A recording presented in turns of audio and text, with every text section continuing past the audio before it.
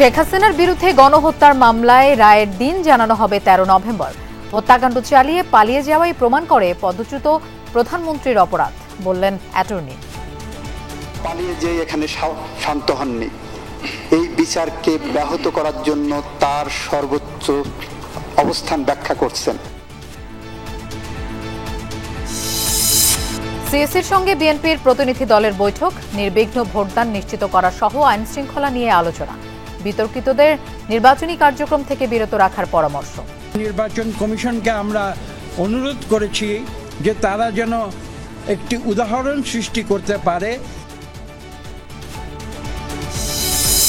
New ইয়র্কে ক্ষমা চাইলেন জামায়াতে আমির, বললেন ৪৭ থেকে হওয়া ভুলের জন্য জাতি থেকে ব্যক্তি পর্যায়ে কেউ কষ্ট পেলে দুঃখ প্রকাশ। মোহাম্মদপুরের জেনেভা ক্যাম্পে গভীর রাতে দুপক্ষের সংঘর্ষের মাঝে পড়ে তরুণের মৃত্যু, ককটেলের আঘাতে প্রাণহানি আহাজারি স্বজনের।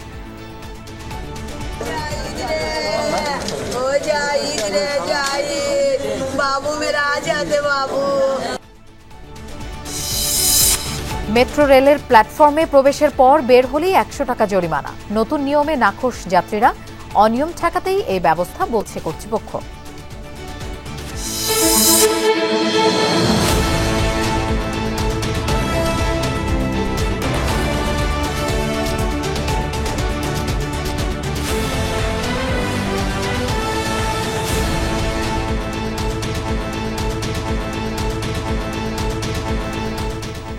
দেখছিলেন শিরোনামগুলো। এছাড়াও দেশ বিদেশের আরো খবর নিয়ে দুপুরে বাংলাদেশে আপনাদের সঙ্গে থাকছি আমি মৌসুমী আহমেদ লোপা। জুলাই গণহত্যার মামলায় শেখ হাসিনা, আসাদুজ্জামান খান ও চৌধুরী আব্দুল আল মামুনের বিচার কাজ শেষ হয়েছে। ১৩ নভেম্বর জানানো হবে রায় ঘোষণার তারিখ। ট্রাইব্যুনাল জানিয়েছেন যে কোনো মূল্যে দুপক্ষই ন্যায় বিচার পাবে। এর আগে প্রসিকিউশনের শেষ দিনের যুক্তিতর্কে অ্যাটর্নি জেনারেল মোহাম্মদ আসাদুজ্জামান খান ট্রাইব্যুনালকে জানান, গণহত্যা চালিয়ে শেখ হাসিনার পলায়নের ঘটনা প্রবাহ থেকেই প্রমাণিত হয় তার অপরাধ। আওয়ামী লীগ সরকারের পৃষ্ঠপোষকতায় গণহত্যা হয়েছে বলেও যুক্তি দেন তিনি। তবে চলমান বিচার কার্যক্রম ব্যাহত করতে সর্বোচ্চ চেষ্টা করছে পতিত সরকারের লোকজন, জানান এমন কথাও। বলেন, গণহত্যায় জড়িত শেখ হাসিনা সহ আসামিদের বিচার না হলে জুলাই শহীদ আহতদের উপর অবিচার করা হবে। যুক্তিতর্কের শেষ দিন চিফ প্রসিকিউটর তাজুল ইসলাম জানান, অপরাধ প্রমাণে সক্ষম হয়েছে প্রসিকিউশন। আসামিদের সর্বোচ্চ সাজা প্রার্থনা করেন তিনি। যুক্তিতর্কে রাষ্ট্রনিযুক্ত আসামি পক্ষের আইনজীবী আমির হোসেন জানান, শেখ হাসিনা পালাননি এবং সে দেশ ছাড়তেও চাননি, তাকে বাধ্য করা হয়েছে। দুপক্ষের উদ্দেশ্যে ট্রাইব্যুনাল বলেন, রায়ে যে কোনো মূল্যে দুপক্ষই ন্যায় বিচার পাবে। এদিকে রাজধানীর রামপুরায় কার্নিশে ঝুলে থাকা আমির হোসেনকে গুলি ও ২ জনকে হত্যার মামলার সূচনা বক্তব্য সাক্ষ্য গ্রহণ চলছে। এছাড়া মানবতা বিরোধী অপরাধের মামলায় আওয়ামী লীগের যুগ্ম সাধারণ সম্পাদক মাহবুবুল আলম হানিফ সহ ৪ জনের বিরুদ্ধে অভিযোগ গঠনের শুনানি ২৭ অক্টোবর নির্ধারণ করা হয়েছে এবং জাসদ সভাপতি হাসানুল হক ইনুর বিরুদ্ধে অভিযোগ গঠনের শুনানি শুরু হয়েছে।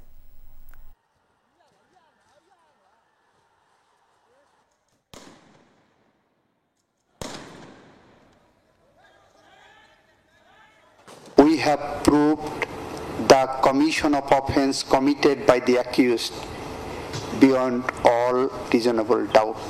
যাদের দিকে আঙ্গুল তোলা হচ্ছে তারা পালিয়ে গেছেন, প্রমাণ হচ্ছে তারা পালিয়ে যেয়ে এখানে শান্ত হননি।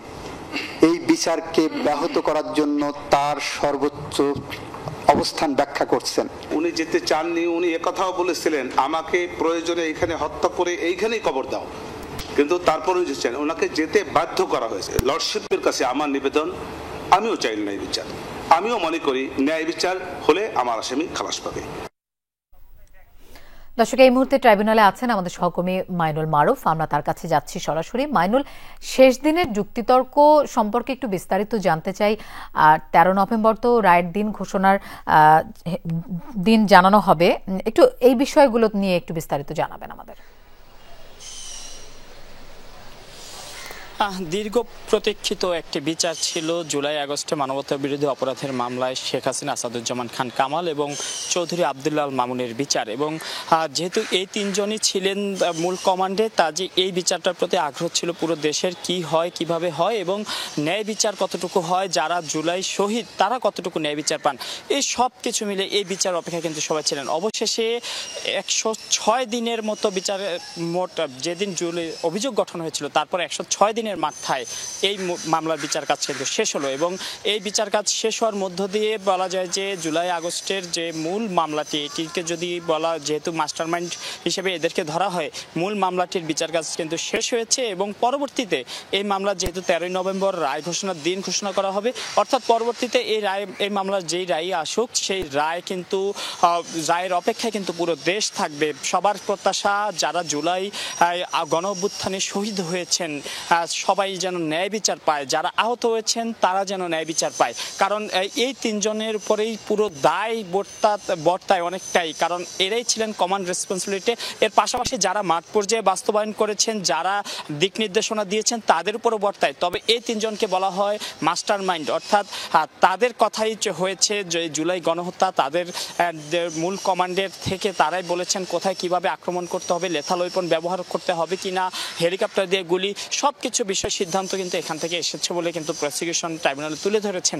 অর্থাৎ রায়ের অপেক্ষা এখন পুরো দেশ এবং আজকে কিন্তু অ্যাটর্নি জেনারেল বক্তব্য রেখেছেন, চিফ প্রসিকিউটর বক্তব্য রেখেছেন। অ্যাটর্নি জেনারেল বলেছেন যে এই মামলার বিচারের যদি সুবিচার না হয়, ন্যায় বিচার না হয়, এটি কিন্তু জুলাই শহীদদের জন্য একটি অবিচার হবে, কারণ এই মামলার বিচারের উপর নির্ভর করবে ভবিষ্যৎ বাংলাদেশের শাসন কেমন হবে, এটি একটি দৃষ্টান্ত হিসেবে থাকবে বলে কিন্তু উল্লেখ করেছেন।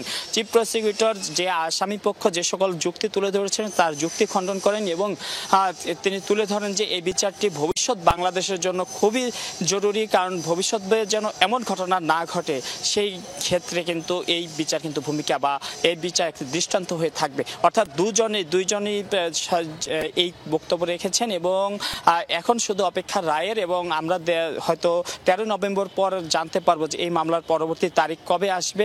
এবং এখন পর্যন্ত এই মামলায় সাক্ষ্য দিয়েছেন 54 জন। এই মামলায় বিভিন্ন রকমের ডকুমেন্টস, ভিডিও, অডিও সহ সব রকমের ডকুমেন্টস হাজির করা হয়েছে। সাক্ষীরাও বিচার চেয়েছেন এই মূল অপরাধীদের।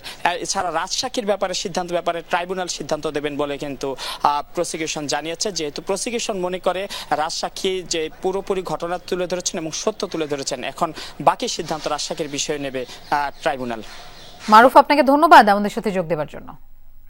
ব্যক্তিগত বা দলীয় স্বার্থে নয়, জাতির স্বার্থে দেশের গণতন্ত্র পুনঃপ্রতিষ্ঠায় ভোটাররা যেন নির্ভয়ে ভোট দিতে পারে, এ নিয়ে আলোচনা হয়েছে বলে জানিয়েছেন বিএনপির স্থায়ী কমিটির সদস্য ডক্টর আব্দুল মঈন খান। রাজধানীর আগারগাঁওয়ে নির্বাচন ভবনে সিএসির সাথে বৈঠক শেষে কথা বলেন তিনি। বলেন, নির্বাচনে গণমাধ্যম যেন বিনা বাধায় কাজ করতে পারে সেটা চায় বিএনপি। বলেন, এমন নির্বাচন দিতে হবে যেন বিশ্ববাসী বুঝতে পারে বাংলাদেশ গণতন্ত্রের পথে আছে। এ সময় তিনি বলেন, বিতর্কিত ও প্রশ্নবিদ্ধ যারা আছেন তারা যেন কোনোভাবেই এবারে নির্বাচনী কার্যক্রম অংশ নিতে না পারে, সে বিষয়ে ইসিকে সচেতন থাকার আহ্বান জানান ডক্টর আব্দুল মঈন খান।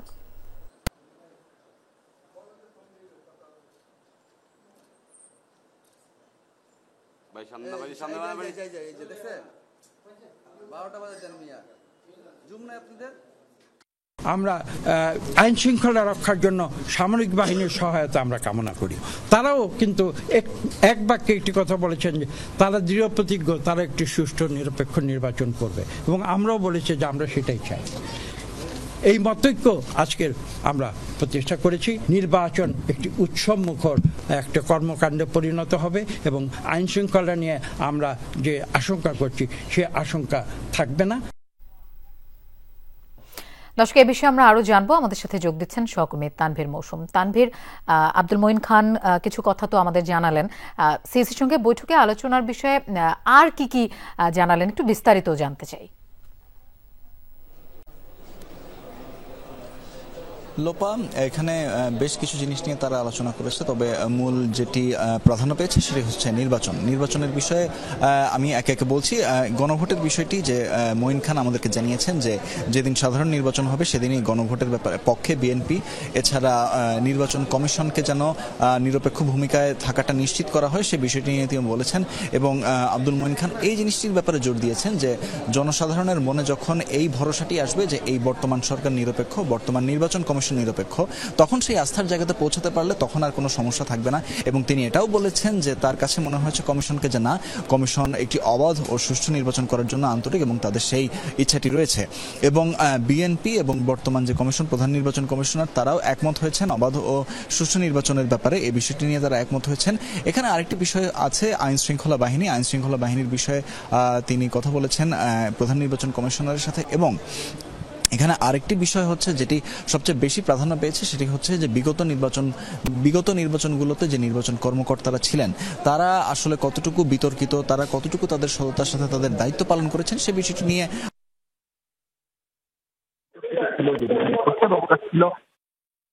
যেগুলো নিয়ে প্রশ্নের অবকাশ ছিল সেই নির্বাচনে দেখা গিয়েছে যে আসলে অনেকেই, এবং যেহেতু নির্বাচন কমিশন শুধুমাত্র 5 সদস্যের একটি দল নয়, আসলে এই কমিশনের অধীনে অনেকেই থাকে, তাদেরকে সরকারের কাছ থেকে আসলে লোক ধার করে নিয়ে চলতে হয়, সেটা প্রশাসন থেকে আসে, সেটা আইন শৃঙ্খলা বাহিনী থেকে আসে। সেহেতু বিগত নির্বাচনগুলোতে যাদের ভূমিকা প্রশ্নবিদ্ধ ছিল তাদেরকে যেন আসলে এই মুহূর্তে নিষ্ক্রিয় করা হয় সেটাই বলেছেন, এবং তিনি এটিও বলেছেন যে বিগত 17 বছর ধরে তারা যে ভূমিকায় ছিলেন তারা সেই ভূমিকা থেকে সরে সংশোধিত হয়ে সেটিও আসলে বাস্তব নয়। লোপা। তানভীর মৌসুম, আপনাকে ধন্যবাদ আমাদের সাথে যোগ দেওয়ার জন্য। 1947 থেকে 2025 সাল পর্যন্ত জামায়াতে ইসলামীর কাছ থেকে জাতি থেকে শুরু করে যত ব্যক্তি কষ্ট পেয়েছেন তাদের সবার কাছে বিনা শর্তে ক্ষমা চেয়েছেন দলটির আমির ডাক্তার শফিকুর রহমান। বুধবার নিউ ইয়র্কে এক আয়োজনে এই মন্তব্য করেন তিনি। 47 থেকে শুরু করে 2025 সালে আজকে কত 22 অক্টোবরে এখন কয়টা বাজে? এই যে এখানকার টাইম 8:11 এই পর্যন্ত আমাদের দ্বারা যে যেখানে যত কষ্ট পেয়েছেন আমরা বিনা শর্তে যারা কষ্ট পেয়েছেন তাদের কাছে মানছি। এটা গোটা জাতি হইলেও চাই, ব্যক্তি হইলেও চাই, কোনো অসুবিধা নেই। আগামী জাতীয় নির্বাচন শান্তিপূর্ণভাবে অনুষ্ঠিত হবে আশাবাদী DMP commissioner SM. Sajjad Ali. তিনি বলেন, নির্বাচন ঘিরে যে কোনো অপশক্তি মোকাবেলা করার সক্ষমতা রয়েছে আইনশৃঙ্খলা বাহিনীর। দেশের বিরুদ্ধে ষড়যন্ত্র করে আওয়ামী লীগের যেসব মিছিল হচ্ছে সেই প্রসঙ্গে ডিএমপি কমিশনার বলেন, গুপ্তভাবে অনলাইনের মাধ্যমে একত্রিত হয়ে আওয়ামী লীগ ও তার অঙ্গ সংগঠন ছোট ছোট মিছিল করার চেষ্টা করছে, তবে তাদের এসব সন্ত্রাসী কর্মকাণ্ডের বিরুদ্ধে তৎপর রয়েছে পুলিশ। দুপুরে রাজধানীর একটি হোটেলে ট্রাফিক সচেতনতা নিয়ে এক অনুষ্ঠানে সাংবাদিকদের প্রশ্নের জবাবে এসব কথা বলেন ডিএমপি কমিশনার। কমিশনার আরও বলেন, দেশের ট্রাফিক ব্যবস্থা পুলিশের একার পক্ষে উন্নয়ন করা সম্ভব নয়। সড়ক ব্যবস্থাপনা এবং ফুটপাথ ব্যবস্থাপনা সহ সংশ্লিষ্ট সব প্রতিষ্ঠানের সদিচ্ছা থাকলে ট্রাফিক ব্যবস্থাপনা উন্নয়ন সম্ভব। সর্বাধিক দিয়ে সব সময় ভিজিলেন্ট আসি শহরে, যাতে কোনো নাশকতামূলক কর্মকাণ্ড না হয়, এবং আমি আশা করি যে দেশ নির্বাচনমুখী হয়ে গেছে এবং আগামী মাসে নভেম্বরে দেখবেন যে আরও নির্বাচনমুখী হয়ে গেছে। মেট্রো রেলে একই প্ল্যাটফর্মে প্রবেশের পর বেরিয়ে গেলেই গুনতে হবে 100 টাকা জরিমানা, অথচ যাত্রীদের সর্বনিম্ন ভাড়াই 20 টাকা। যাত্রীরা বলছেন, জরুরি প্রয়োজনে শেষ মুহূর্তে মেট্রো থেকে কাউকে ফেরত যেতে হতে পারে, তাই এমন সিদ্ধান্তে নাখোশ রাজধানীবাসী। কর্তৃপক্ষ বলছে, ভাড়ার অনিয়মকারী চক্র ঠেকাতেই এই ব্যবস্থা নেওয়া হয়েছে। ভুল বা জরুরি প্রয়োজনে বের হলে টাকা ফেরত দেওয়া হবে বলে আশ্বস্ত করেছেন তারা।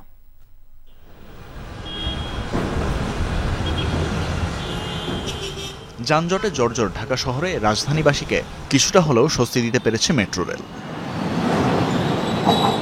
তবে এবার স্বস্তির সাথে যোগ হয়েছে কিছুটা বিড়ম্বনাও। কোনো স্টেশনে কার্ড স্ক্যান করে মেট্রো রেলে না চড়ে ফিরে আসলে গুনতে হবে 100 টাকা জরিমানা।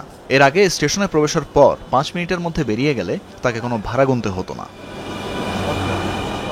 স্টুডেন্টদের তো অবস্থা বুঝেনি, আমাদেরকে বাসা থেকে যা হচ্ছে আর কি ইয়াদা, তো আবার এসে আমার 100 টাকা জরিমানা হচ্ছে। এটা আসলে আমার বলবো যে এটা একটু কি বলবো, খারাপই হয়েছে। পাস করে ঢুকলাম, আমার ইমার্জেন্সিটা 50 টাকা, আমার নেমে চলে গেলাম। 100 টাকা কী করে কাটতে পারে? 10 টাকা ফাইন, 100 টাকা কীভাবে হয়? যার পকেটে টাকা নাই, কেউ দেখা গেলো অনলি টিকিট নিয়ে ঢুকছে, তার জন্য কি অপশন আছে সেটা তো তারা ক্লিয়ার করলো না। মেট্রোতে সওয়ার হন নিম্নবিত্ত থেকে উচ্চবিত্ত সবাই। ভুল বা জরুরি প্রয়োজনের এত বড় মাসুল গোনার সামর্থ্য কারো নেই বলছেন যাত্রীরা।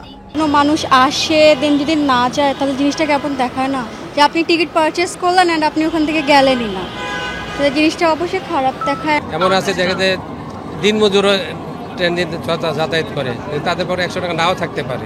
একটা মানুষ 100 টাকা জরিমানা করতে বা যা করছে এটা কিন্তু বেশি হয়ে যেতেছে। মেট্রো রেল কর্তৃপক্ষ বলছে, অনেকদিন ধরে একটি চক্র আগের সুবিধার সুযোগ নিয়ে আসছিল, ভাড়া না দিয়েই যাতায়াত করছিল মেট্রোতে। সেসব অনিয়ম বন্ধেই নতুন নিয়ম করা হয়েছে বলে দাবি তাদের। ভুল বা জরুরি প্রয়োজনে ফিরে আসাদের টাকা ফেরত দেওয়ার ব্যবস্থা থাকছে বলে জানান এই কর্মকর্তা।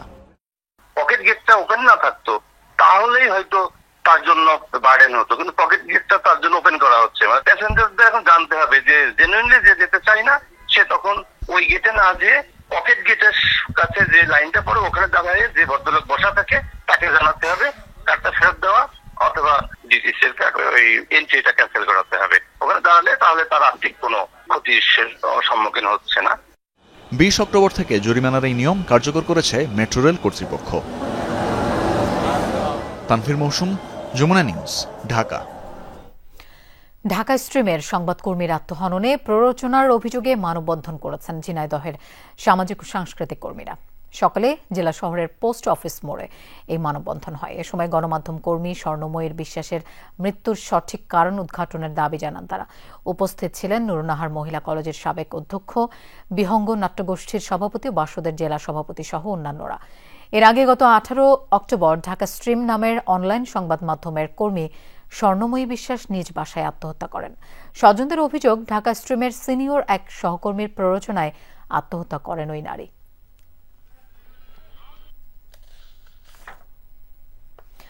খাগড়াছড়ির মাটিরাঙ্গায় ত্রিপুরা কিশোরীকে দলবদ্ধ ধর্ষণ মামলার 3 নম্বর আসামি রিমন ত্রিপুরাকে গ্রেফতার করেছে পুলিশ। মাটিরাঙ্গা থানার ওসি জানান, সকালে উপজেলার বেলছড়ির অযোধ্যা এলাকা থেকে সিএনজি অটোরিকশায় করে পালিয়ে যাওয়ার সময় তাকে গ্রেফতার করা হয়।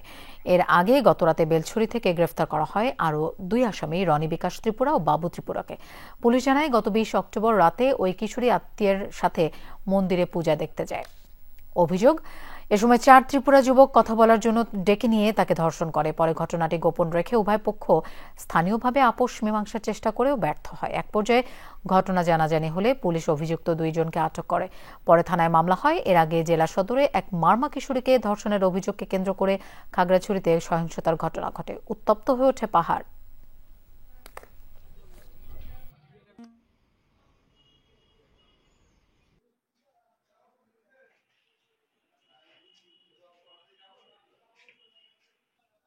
ভিকটিমকে মেডিকেলের জন্য পাঠানো হয়েছে। আসামিগুলোকে বিজ্ঞ আদালতে সোপর্দ করা হয়েছে। মামলাটি তদন্ত। জাতীয় প্রেস ক্লাবে ইউটিউবে আয়োজিত 24 জুলাই গণ অভ্যুত্থান তারুণ্যের ভাবনায় শিক্ষা ও কর্মসংস্থান শীর্ষক আলোচনা সভায় এই মুহূর্তে বক্তব্য রাখছেন বিএনপির স্থায়ী কমিটির সদস্য সালাউদ্দিন আহমদ। আমরা সরাসরি সেখানে চলে যাচ্ছি। তাহলে তাদের ভাবনা বাস্তবায়ন করা সম্ভব হবে না এবং আমাদের এই রক্তে অর্জিত সুযোগকে আমরা হারিয়ে ফেলব। সেজন্য আমাদের প্রত্যেককে এত বেশি যত্নবান এবং আমাদেরকে এত বেশি দায়িত্বশীল হতে হবে যে সমাজের যে স্তরে যে বা সমাজের যে প্ল্যাটফর্মে আমরা কাজ করি না কেন, সেটা সাংস্কৃতিক অঙ্গন হোক, শিক্ষাঙ্গন হোক, রাজনীতি হোক, প্রযুক্তি হোক, যেখানেই আমরা যে প্ল্যাটফর্মে কাজ করি না কেন, ওখান থেকে আমাদের সামাজিক দায়বদ্ধতা থেকে কাজ করতে হবে। আপনাদের সেই ভূমিকা অনেক বেশি অগ্রগণ্য যদি আপনারা সবাই সামনে শিক্ষকতায় জড়িত থাকেন। সেই হিসাব ধরে নিয়ে আমি বলছি, কারণ যেই তারুণ্যকে আপনারা পরিচালিত করবেন সেই তারুণ্যকে আপনারা শিক্ষিত করে তুলবেন। সেইভাবে আমাদের জাতীয় জীবনে একটা ভাবনা আছে যে কর্মসংস্থানের জন্যই বা চাকরি পাওয়ার জন্যই বোধহয় বিশ্ববিদ্যালয় বা অন্যান্য জায়গায় আমরা শিক্ষা প্রদান করে থাকি। এই আইডিয়া থেকে আসলে আমাদেরকে মুক্ত হতে হবে। বিশ্ববিদ্যালয়ের প্রধানতম আইডিয়াটা হচ্ছে এটা গবেষণাধর্মী শিক্ষা প্রতিষ্ঠান, উচ্চতর শিক্ষা প্রতিষ্ঠান, মুক্ত চিন্তার শিক্ষা প্রতিষ্ঠান। এখানে শুধু কর্মীর হাত বানানোর জন্য বিশ্ববিদ্যালয় সৃজন করা হয় না। উন্নত বিশ্বে একটা পর্যায়ের পরে বিশ্ববিদ্যালয়ে কেউ আসে না, মাস্টার ডিগ্রি বা পিএইচডি করতে আসে না। তার আগেই কর্মসংস্থানের জন্য সবাই যারা এমপ্লয়েড হয় তারা সেখানে চলে যায়।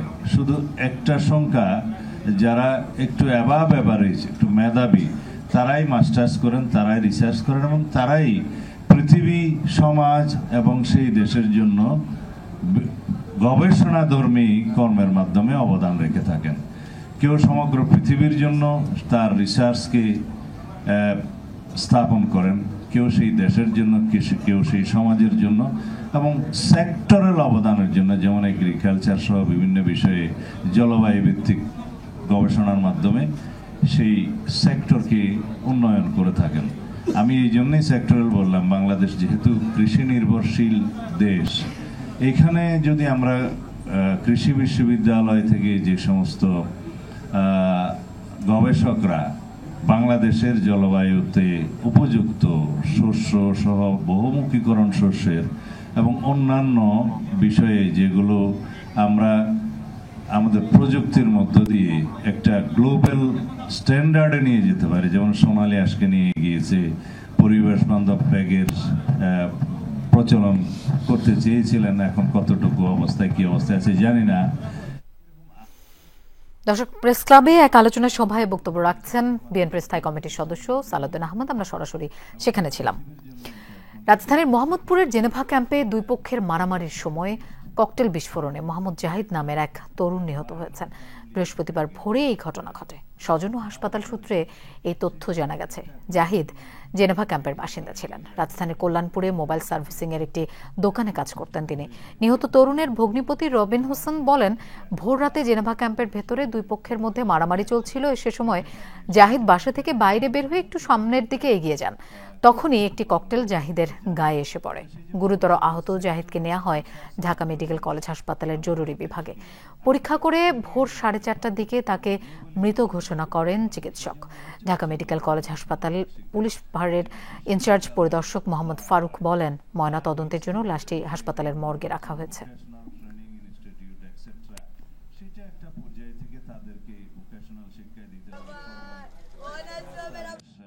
রাস্তা দিয়ে যাইতেছে, পরে এদিক দিয়ে আশা ধরছে, দৌড়ায় নাই কোনো কিছু না, পিচ দিয়ে বোম মারা দিছে। গরিব মানুষের কোনো বিচার নাই, এটা দৈনিক যে আশা অত্যাচার করতেছে। সুসলিম, সালম, ইমতিয়াজ, মনু, এরা মাদক ব্যবসা নিয়ে অত্যাচার করতেছে। আমরা নিজে কইলা পাই না যে কারণটা কি, এরা নিজে নিজে মারামারি করে, নিজে নিজে পালায় যায়। আবার রাত্রে 2টার সময় আরম্ভ করছে, কমপক্ষে নাহলে 50-60 জন আইছে। আধিপত্য বিস্তার নিয়ে আবারও তুলকালাম হয়েছে ব্রাহ্মণবাড়িয়ায়। রাতের আধারে টর্চ জেলে সংঘর্ষে জড়ায় দুই পক্ষ। ব্যাপক মারামারির কারণে কুমিল্লা সিলেট মহাসড়কে ঘণ্টা 3 বন্ধ থাকে যান চলাচল। পুলিশ ও সেনাবাহিনীর হস্তক্ষেপে নিয়ন্ত্রণে আসে পরিস্থিতি। সংঘর্ষে আহত হয়েছেন অন্তত 30 জন। মহাসড়কে বন্ধ যান চলাচল, কারণ রাতের আধারে টর্চ জেলেই রাস্তায় সংঘর্ষ জড়িয়েছে দুই পক্ষ। রণক্ষেত্রে রূপ নিয়েছে গোটা এলাকা। এক সপ্তাহের মধ্যেই দ্বিতীয়বার এমন ঘটনার সাক্ষী হল ব্রাহ্মণবাড়িয়া। বুধবার রাতে কুমিল্লা সিলেট মহাসড়কের দাঙ্গাবাজরা এলাকায় ঘণ্টা 3 মতো চলে এই সংঘর্ষ। এতে সড়কের দুই পাশেই বন্ধ হয়ে যায় যান চলাচল। অন্ধকার দূর করতে টর্চের পাশাপাশি রাস্তায় আগুনও জ্বালানো হয়। যখন গোষ্ঠীগত দাঙ্গা শুরু হয়ে যায়, তখন তারা ওই যে আমাদের যে কুমিল্লা এবং কুমিল্লা বিশ্ব রুট, যেটা ব্রাহ্মণবাড়িয়া বিশ্ব রুটকে আমাদের ব্রাহ্মণবাড়িয়া সদর হয়ে কুমিল্লা রুট হয়, কুমিল্লা দীর্ঘগামী রাস্তা, এই রাস্তার দুই পাশে তারা দুই গোষ্ঠীর লোকজন অবস্থান নিচ্ছে এবং ইট পাটকেল মারতেছে। তারা দেশীয় ছিল। পরবর্তী থানা থেকে আমরা আসছি। স্থানীয়রা জানায়, আধিপত্য বিস্তার নিয়ে সদরের উত্তর শহীদপুরে আজিজ গোষ্ঠী ও উকিল গোষ্ঠীর মধ্যে বিরোধ চলছিল। এরই জেরে দুপক্ষের লোকজন টেটা, বল্লম সহ দেশীয় অস্ত্র নিয়ে একে অপরের উপর হামলা চালায়। চলে ইটপাটকেল নিক্ষেপ ও ধাওয়া পাল্টা ধাওয়া। তাদের দুই গোষ্ঠীর মধ্যে দীর্ঘদিনের বৈরিতা এবং শত্রুতা আছে। দীর্ঘ শত্রুতার কারণে তারা একে অপরের শত্রুতে পরিণত হয়েছে। বিগত 3 দিন আগে তাদের মধ্যে একটা ছোটোখাটো ভুল বুঝাবুঝি হয় এবং এই ভুল বুঝাবুঝির বিষয়টা আজকে তারা বিকালে বসছিল মীমাংসার জন্য, এবং মীমাংসা হয়ে গেছিল। হওয়ার পরে ছোটোখাটো কোনো বিষয় নিয়ে আবার কথা কাটাকাটি, এবং কথা কাটাকাটির পরে বিষয়টা বড় সংঘর্ষের রূপান্তরিত হয়। সংঘর্ষে উভয় পক্ষের অন্তত 30 জন আহত হয়। খবর পেয়ে ঘটনাস্থলে গিয়ে পরিস্থিতি নিয়ন্ত্রণে আনে পুলিশ ও সেনাবাহিনী। এই ঘটনার পর থেকেই এলাকায় থমথমে পরিস্থিতি বিরাজ করছে। হামলা মারামারির পর এখনো কোনো মামলা হয়নি, আটকও হয়নি কেউ। রাহিম সারোয়ার, যমুনা নিউজ। সাভারে জমি নিয়ে বিরোধের জেরে সংঘর্ষে এক ব্যক্তি নিহত হয়েছেন, আহত হয়েছেন আরও 10 জন। রাতে উপজেলার বনগাঁও ইউনিয়নের বেড়াইদে এই ঘটনা ঘটে। নিহত কৃষকের নাম আবু সাইদ। স্থানীয়রা জানায়, জমির বিরোধকে কেন্দ্র করে স্থানীয় জাকির নামের এক ব্যক্তির সাথে বাকবিতণ্ডা হয় নিহত আবু সাইদের। বাদানুবাদ গড়ায় সংঘর্ষে গুরুতর আহত হয় সাইদ। গুরুতর আহত অবস্থায় হাসপাতালে নেয়ার পথে মৃত্যু হয় তার। আহতদের মধ্যে 3 জনকে সাভার এনাম মেডিকেলের আইসিইউতে ভর্তি করা হয়েছে। এ ঘটনায় আইনগত ব্যবস্থার প্রক্রিয়া চলছে বলে জানিয়েছে পুলিশ। টেক্সটাইল শিল্পে সবুজ ও টেকসই প্রযুক্তির ব্যবহার নিশ্চিতে বাংলাদেশ ও চীন একসঙ্গে কাজ করবে বলে জানিয়েছেন ঢাকায় নিযুক্ত চীনের রাষ্ট্রদূত ইয়াও ওয়েন। সকালে আইসিসিবিতে গ্রিন টেক্সটাইল এক্সপোর উদ্বোধন করেন তিনি। বলেন, চীনের আধুনিক প্রযুক্তি, সাশ্রয়ী যন্ত্রপাতি ও পরিবেশ বান্ধব উপকরণ বাংলাদেশের পোশাক খাতের প্রতিযোগিতা শক্তি বাড়াবে। গত 5 দশকে দুই দেশের কূটনৈতিক সম্পর্ক পারস্পরিক সহযোগিতা ও আস্থার ভিত্তিতে আরও দৃঢ় হয়েছে বলে উল্লেখ করেন তিনি। জানান, বর্তমানে চীন বাংলাদেশের সবচেয়ে বড় বাণিজ্য অংশীদার, যার পরিমাণ বছরে $24 বিলিয়ন। আম, কাঁঠাল ও পেয়ারার মতো বাংলাদেশি ফল এখন চীনা বাজারে প্রবেশ করেছে, যা ভবিষ্যতে বাণিজ্যের পরিধি বাড়াবে। With the theme of green textile carries special importance. It showcases advanced achievement of Chinese enterprises in green textile materials and equipment, and brings together scholars and businessmen from both countries to discuss the future of the apparel industry. অবাক করছে ডিমের বাজার। পণ্যটির দাম কখন কোন হিসেবে বাড়ে, কোন হিসেবে কমে তা বোঝা কঠিন, কেননা সরবরাহে খুব একটা হেরফের হয় না। সম্প্রতি ডিমের দর ডজনে আরও 10 টাকা বেড়েছে। খুচরা ব্যবসায়ীদের অভিযোগ, পাইকারদের বেঁধে দেয়া দামের বাইরে যাওয়ার উপায় নেই। এক এক এলাকার ডিমের বাজারের নিয়ন্ত্রণ এক একজনের হাতে। ডিমকে বলা হয় গরিবের প্রোটিন। মাছ মাংসের দামে চড়াই উতরাই থাকলেও অন্তত এই খাবার খেয়ে আমিষের চাহিদা পূরণ করতে পারেন অনেকে। মেস অথবা নিম্নবিত্তের হোটেলে তাই ডিম ছাড়া চলেই না। কিন্তু এখন সেই অভ্যাস ছাড়ার দশা, কেননা ইদানিং ভুনা বা ভাজা ডিমের দাম লাগাম ছাড়িয়েছে। জানা গেল 2 সপ্তাহ ধরে ডজনে 10 টাকা বেড়েছে ফার্মের লাল ডিমের দর। কিন্তু এটি বাজারের হিসাব। পাড়া মহল্লার দোকানে এই অঙ্ক প্রায় 150 টাকা। খোলস হালকা হওয়ায় সাদা ফার্মের ডিমের দাম কিছুটা কম। অথচ কয়েক মাস আগে বাজার ছিল 120 টাকার আশপাশে। জানা গেল সরবরাহে ঘাটতি নেই, তারপরও আসছে শীতে মুরগি মারা যাওয়ার আশঙ্কায় আগেভাগেই দাম বাড়িয়ে নিচ্ছে পুরনো চক্র। 10 টাকা দাম করলে 1 টাকা মাল নেই, 9 জনে ফিরে যায়। কম থাকলে দামাদামি করা লাগে না, আমরা লাভও ভালো। ওই 120 টা বেচছে ডজনে 10 টা লাভ হয়েছে, 150 টা বেচছে 8 টা লাভ করতে পারি। কিছুদিন আগে একটু কম ছিল, তাই এখন একটু 150 টাকা করে ডজন। আবার বাজার একটু কমতে পারে সামনে। 1 ডজন ডিম নিলে লাগে 160 টাকা 70 টাকা। কেমনি কিনবো? কিনি কি পেঁপে আর আলু। কারণ ওই পোলারে কালি রাখতে আলু নিছি, ডাল নিছি, এই দিয়ে কি খাওয়াই মারবা? কারণ কি করবো? আমি ইনকাম করতে পারি 500 টাকা, আমি কিনবো বাজার করবো কেমন?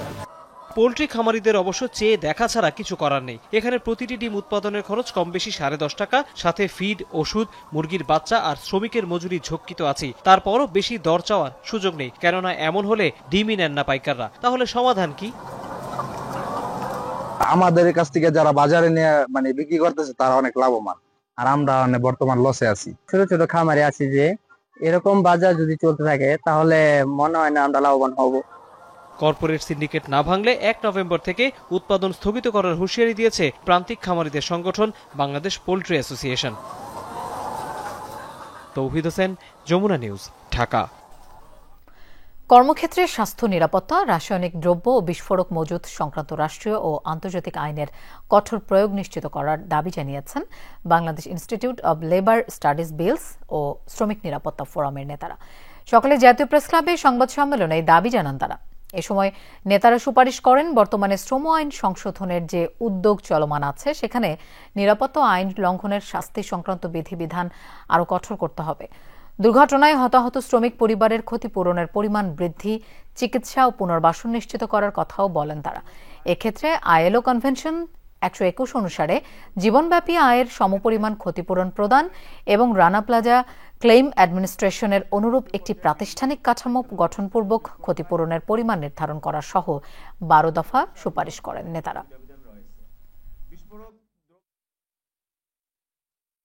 আমরা মনে করি স্বাস্থ্য নিরাপত্তা ও রাসায়নিক দ্রব্য নিরাপত্তা সংক্রান্ত সকল রাষ্ট্রীয় ও আন্তর্জাতিক আইনের বিধিবিধান পরিপালনে সরকারকে জিরো টলারেন্স নীতি গ্রহণ করতে হবে। দ্বিতীয়ত যেটা বলেছি, দুর্ঘটনায় আহত নিহত শ্রমিকদের ক্ষতিগ্রস্ত পরিবার ও অন্যান্যদের জন্য উপযুক্ত ক্ষতিপূরণ, চিকিৎসা ও পুনর্বাসন নিশ্চিত করতে হবে। রাশিয়াকে টেক্কা দিতে এবার সুইডিশ যুদ্ধবিমানের বহর কিনতে যাচ্ছে ইউক্রেন। 150 গ্রিপেন ফাইটার জেট যুক্ত হতে পারে দেশটির সামরিক বাহিনীতে। তুলনামূলক সস্তা এবং টেকসই হওয়ায় কিয়েভ বাহিনীর জন্য উপযুক্ত হতে পারে যুদ্ধবিমানটি, যার কমব্যাট ক্যাপাবিলিটি চিন্তার কারণ হয়ে দাঁড়াতে পারে মস্কোর জন্য।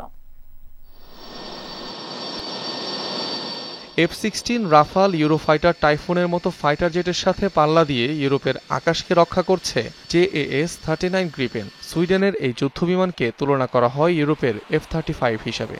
এর অন্যতম কারণ বিমানটির স্বল্প মূল্য আর টেকসই ক্ষমতা।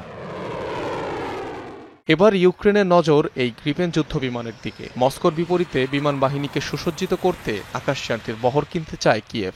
এ লক্ষ্যে সুইডিশ সরকারের সাথে একটি ইচ্ছাপত্রে সইও করেছেন প্রেসিডেন্ট ভলদিমির জেলেনস্কি। সব ঠিকঠাক থাকলে বছর তিনেকের মধ্যেই 150টির মতো গ্রিপেন যুদ্ধবিমান হাতে পাবে ইউক্রেন। মূলত লাইট সিঙ্গেল ইঞ্জিন বিশিষ্ট একটি 4th generation supersonic fighter jet JAS-39 Gripen, যা air to air combat, aerial bombing এবং নজরদারি মিশনে ব্যবহৃত হয়। মাত্র 10 থেকে 20 মিনিটের মধ্যে রিফুয়েল, রিআর্ম করে পুনরায় আকাশে ফিরতে পারে যুদ্ধযানটি। ধারণা করা হয় এর বেশ কিছু সংস্করণে ইলেকট্রনিক ওয়ারফেয়ার সিস্টেমও রয়েছে। মার্কিন F-16 যুদ্ধবিমানে বহনযোগ্য প্রায় সকল অস্ত্রই নিক্ষেপ করা যায় গ্রিপেন ফাইটার জেট থেকে। সবশেষ থাইল্যান্ড কম্বোডিয়া সংঘাতে মোতায়েন করা হয় যুদ্ধবিমানটি। বর্তমানে দক্ষিণ আফ্রিকা, থাইল্যান্ড, ব্রাজিল, চেক প্রজাতন্ত্র ও হাঙ্গেরির কাছে রয়েছে ফাইটার জেটটি। অনিক রহমান, যমুনা নিউজ।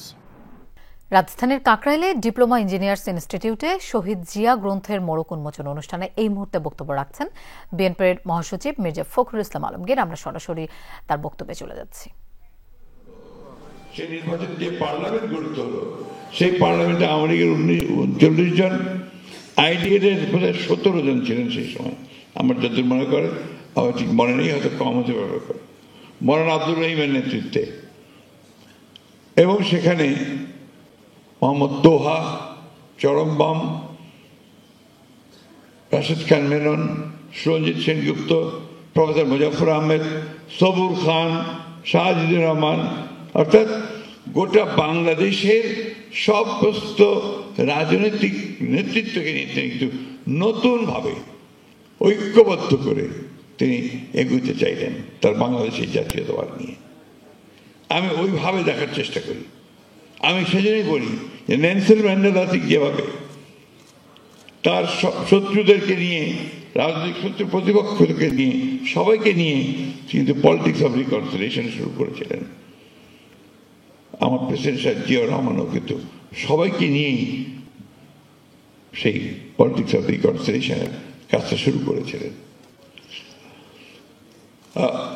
এটা ঠিক বর্ণনা করা যাবে না শহীদ প্রেসিডেন্ট জিয়াউর রহমান কি রকম জনপ্রিয় ছিলেন, মানুষের থেকে কত ভালোবাসতেন।